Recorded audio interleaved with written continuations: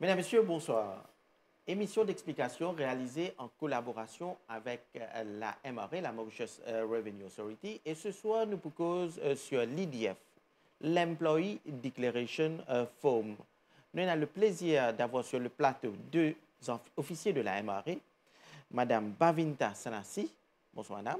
Bonsoir Avinash. Et Danny Devi Payen de la MRA, team leader à la MRA. Bonsoir Avinash. Donc, moi, fin cause IDF, Employee Declaration Form, nous rappelle, c'est quoi un IDF?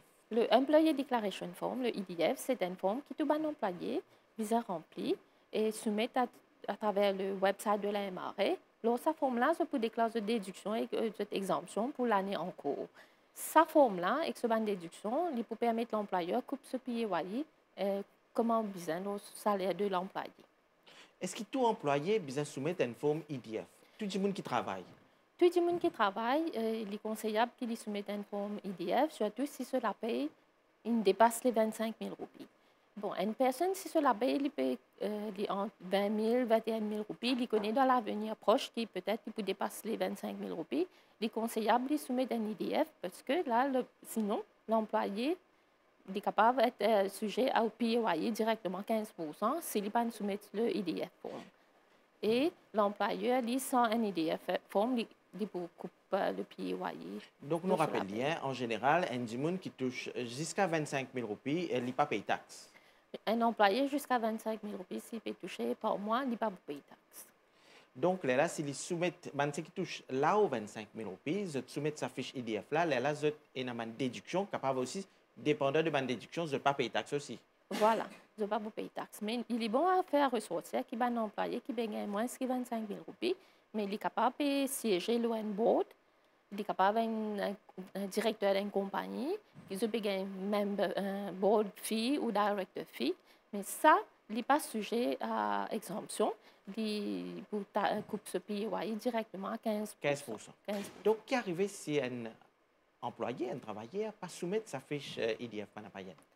Si un employé pas peut soumettre ce IDF et cela paye, il dépasse les 25 000 comme on est préconisé dans la loi, l'employeur peut prendre le choix à part de couper 15%. Par contre, si l'employeur déclare tout ce ban exemption et déduction correctement, il ne peut pas prendre la taxe pour les payer ultérieurement dans ce recueil. Par exemple, moi, un salarié à la MBC, si je ne pas soumettre ma fiche IDF, donc mon employeur pour couper 15% de mon pays. Dans le cas où la pays dépasse 25 000. Et si je soumets mon IDF, je dis qu'il y a une déduction mon entitled, si pas un enfant, on peut étudier. Là, dépendant de combien de salaire je gagne. Ou l'employeur pour service à l'information là, pour payer ou couper PAYE, ou sinon il n'est pas pour couper PAYE, dépendant des calculations qu'il a besoin de faire. Très souvent, quand on soumet une fiche au niveau de la MRA, il y a une deadline qui besoin soumettre pas avant telle date, telle date. Est-ce qu'il y a une deadline pour soumettre IDF? Nous connaissons là actuellement beaucoup de gens qui cause IDF. OK. Je vais apporter une précision là. C'est le IDF, la MRA met une facilité sur le website pour soumettre un IDF à son employeur. C'est l'employeur lui-même qui peut recevoir ce IDF de son employé là. Ce n'est pas la MRA qui peut recevoir ce IDF là. C'est juste une facilité qui nous met sur une plateforme.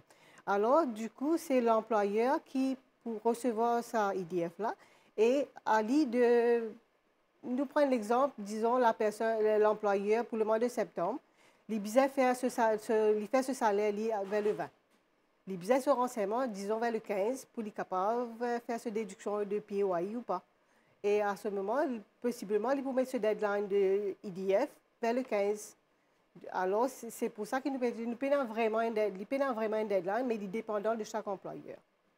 Donc, comment nous soumettre une forme IDF? Actuellement, là, nous sommes sur le site de la MRA pour soumettre sa fiche IDF. Là.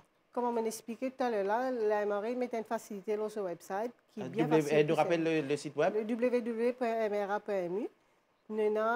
Actuellement, il y a un pop-up screen qui peut apparaître là. Et il est bien facile, seulement la carte d'identité de la personne et un numéro de téléphone. Avec son employeur, ce qui m'a envie de préciser, l'employeur il a besoin de recevoir un IAN, qui appelle Employer Registration Number, de son employeur pour être capable de soumettre ce IDF online.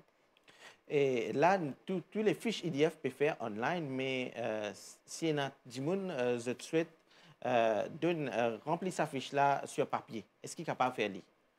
Ben non, nous n'est plus dans le formulaire IDF, le papier maintenant. Tout nous fait aller online et électronique. Tout se fait online. Tout se fait online. L'employé, il a besoin de website de la MRA, il soumet le fichier. Et comment nous remplir, allez, moi, je remplis mon fichier IDF ou bien un employé, un travailleur remplit ce fichier IDF. Comment ce patron pour connaître qui m'a une déduction yéna, title, combien besoin de couper dans la paye? Une question intéressante, Avinash, c'est l'employeur, lui, normalement, c'est qu'arrivé, il y a un accès à nos website en tant qu'employeur. Qui a le service à accès là, il y a nos services, sur nos website, il est capable de download tous les renseignements qu'il a besoin de ce bon employé. Et c'est de cette façon-là qu'il gagne tous ces renseignements qu'auparavant, il peut faire manuel et maintenant, il vient des affaires faciles de downloader sur nos website. Qui arrive dans mon cas, que Anjimoun, il travaille sur son propre compte ou bien il fait des cumuls de travail? Bon, c'est une personne qui, dans la journée, il peut travailler comme un employeur et puis l'après-midi, il peut travailler sur son propre compte. Si ce salaire que son employeur, il peut dépasser les 25 000 roupies, il est obligatoire de soumettre ce IDF. Mais s'il ne peut pas dépasser, il ne peut pas nécessairement soumettre. Mais à la fin de l'année, quand il peut soumettre ce form income tax, là, il peut combiner les revenus qu'il paye comme à son propre compte, plus ce salaire qu'il peut gagner de son employeur. Là, il peut faire ce income tax return. S'il dépasse les seuils de 25 000 roupies par mois, il peut payer ce income tax et il peut faire ce return. Donc, pareil, pour un Jimoun qui fait deux travails, il fait des travails, le matin il travaille, tantôt il fait le travail. Oui. Il a deux employeurs, tantôt il gardien, le matin, c'est pas lui qui fait. S'il peut travailler que deux employeurs, il a besoin de soumettre une forme IDF si là-dedans, la paye dépasse 25 000 ou bien il peut penser qu'il peut dépasser 25 000. Il ne peut pas ajouter, mais nous pouvons dire préférable de soumettre un IDF que le payant la paye plus fort. Bien sûr, quand il peut faire son income tax return, il peut ajouter de la paye. Là, s'il y a une taxe additionnelle à payer, il peut payer. Mais au niveau de Bandimoun qui est retraité, est-ce qu'il y a Bandimoun qui à la retraite, qui paye une pension, est-ce qu'ils ont aussi besoin de soumettre une fiche IDF? À l'heure actuelle, il y a un retraité qui encore continue de travailler, malgré qu'il finit de dépasser 60 ans. Et comment nous l'expliquait depuis le départ, toujours le 25 000, si ce pension plus ce salaire qu'il peut gagner en tant qu'employé ou autre revenu qu'il peut gagner, il dépasse 25 000, il peut toujours taxable. Donc, les bons nous rappellent, ça veut dire n'importe qui dit qui peut gagner un revenu plus que 25 000, qu'il est pensionnaire ou bien qu'il y a un qui peut travailler. Donc, il est important qu'il soumette une fiche IDF, là, il peut gagner une déduction, il est éligible à une déduction, qu'il est capable de payer taxe aussi. Exact. Et qui a un changement, qui a un nouveau changement, nous avons chaque année, il y a un nouveau changement, quand on remplit la fiche IDF, qui a un nouveau changement cette année? Bon, premier changement qui nous a, Finanza qui nous a apporté ça, c'est le changement dans le taux de taxe qui est applicable à partir de juillet 2022. Et comment on peut trouver, c'est un diminution qui peut gagner entre 25 000 et 53 846 par mois. Ce taux qui est applicable pour payer la taxe est à 10 %. S'il est entre 53 846 et 75 000, il paye à 12,5 %. Et s'il dépasse les 75 000, il peut directement à 15 %. Il peut aussi, le liable, il peut aussi, le solidarité levy, capable aussi d'appliquer pour ce type de personnes qui payent un salaire au-delà de 75 000 roupies. Et il est bon à ressortir que s'il n'est pas soumettre l'employé, pas soumettre ce forme IDF, et l'employeur pour bien déduire 15 % automatiquement de la paie. S'il soumet une forme IDF, donc l'employeur pas coupe ça 15 % là, dépendant de ce ban déduction. Déduction qui est là et il peut finir cette ce ban déduction là, il peut calculer s'il y a une taxe à payer, il peut payer, sinon pas pour une Tu as quelques questions, une déduction qui est éligible, qui les enfants peuvent étudier à l'université. Oui, à partir de juillet 2022, et nous avons des parents capables de claim, qu'on prend comme déduction 500 000 roupies. Il doit ressortir que l'année dernière, les parents ont seulement 225 000 roupies qui se claim comme university fees pour un undergraduate course. Maintenant, à partir de cette année-ci, il aussi inclut un postgraduate course. Mais il est bon à ressortir que le cours qui un étudiant peut suivre, il est bien full-time. Et s'il est à Maurice, il est bien reconnu par une Tertiary Education Commission.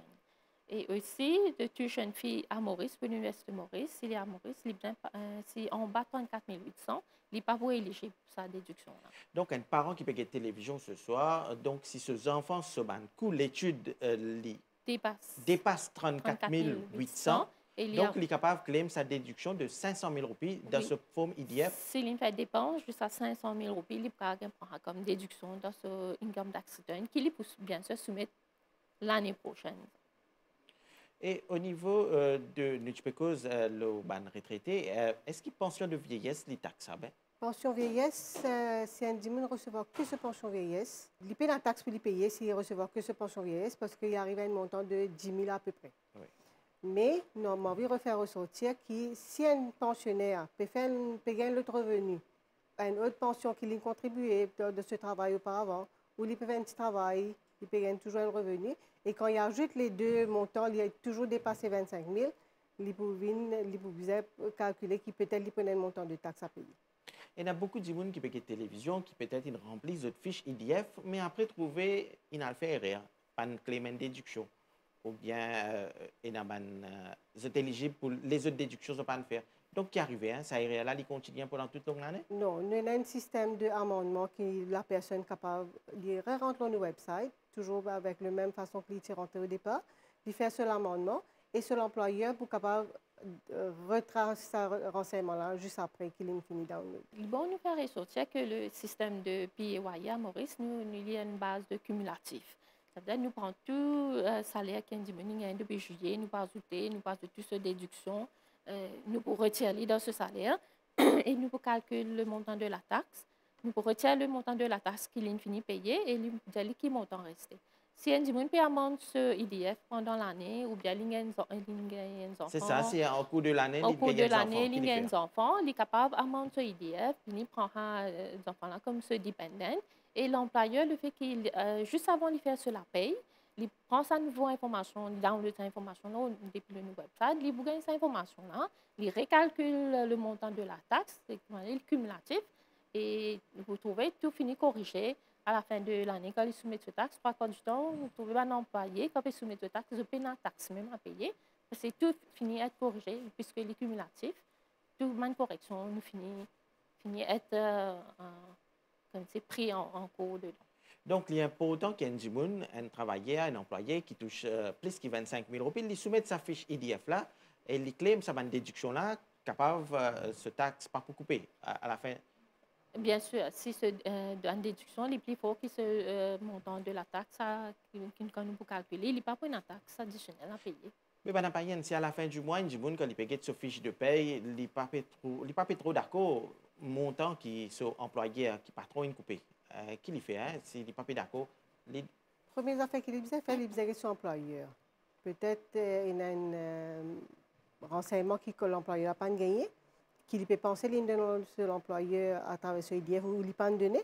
C'est sur l'employeur qui est capable de donner des explications comment le PAYE est coupé éventuellement. Donc, en premier lieu, il y a le guide de son employeur, département des ressources humaines, il y a le guide de son employeur, l'IDIA qui n'est pas trop d'accord le montant qui peut couper. Exact. Les guides son employeur au départ.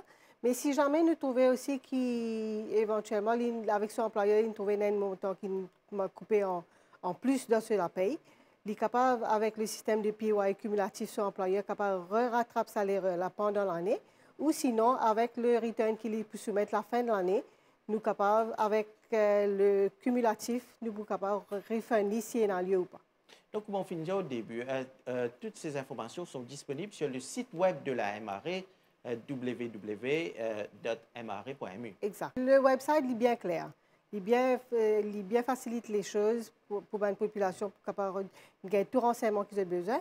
Mais aussi, nous avons un service de téléphone, le hotline, le helpdesk plutôt, qui est sur le 207 6000. Nous avons un agent qui peut répondre à une question qui besoin. Donc là, nous avons l'IDF, l'Employee Declaration Form, mais il y a une autre fiche aussi qui nous habitué à remplir, l'Income Tax Return. Oui. Donc, brièvement, nous faisons une distinction entre ces deux fiches. Oui, le IDF, c'est un formulaire qui est employé pour toutes ces bandes déductions et exemptions pour l'année en cours, c'est-à-dire l'année qui peut terminer 30 juin 2023. Par contre, le income tax return, c'est le taxe forme qui pour remplir en septembre, là. Il concerne tout ban de revenus et déductions que l'employé fait pendant l'année terminée juin 2022. Et il peut soumettre ça à la MRA pendant le mois de août à octobre. Et c'est une taxe additionnelle qu'il peut payer, ou bien c'est un refund, un ban remboursement, c'est une paye taxe en plus, la MRA pour procéder à ce ban remboursement. Donc, très bientôt, nous commençons à soumettre return de income tax. Très bientôt, nous pouvons commencer à soumettre, et effectivement, peut-être vers la fin août, nous return pour online, nos systèmes, au website de la MRA. Donc, nous arrivons presque à la fin de l'émission d'explication sur l'IDF, l'Employee Declaration Form, que tu peux dire les Mauriciens, Madame Sanassi. Ben, moi, je peux conseiller tous les employés qui dépassent le salaire qui dépasse les 25 000 roupies. Il est conseillable de remplir cet IDF et, dans ces lieux et qui ne peut pas venir pour payer un gros montant de la taxe quand je remplis cet income tax return. Donc, il est dans l'intérêt du travailleur pour soumettre cet IDF. Et Mme Payen? Moi, c'est que je viens ajouter à Vinache. Nous sommes toujours open à la MRA pour donner l'explication. Comme on dit, le website est assez facile pour nous monde capable de gagner tout renseignement, mais nous aussi, nous avons un helpdesk qui est capable de nous donner un agent capable d'aider du monde si vous avez besoin de renseignements. Donc, merci, mesdames, pour cette explication. Je peux causer sur l'IDF, l'Employee Declaration Form. Nous tenons avec nous Bavinta Sanassi et Danny Devi Payen, team leader à la MRA. Nous peux causer sur l'Employee Declaration Form. Nous rappelle le site web de la MRA, www.mra.mu, si vous appelez cette information. Mesdames, Messieurs, bonsoir.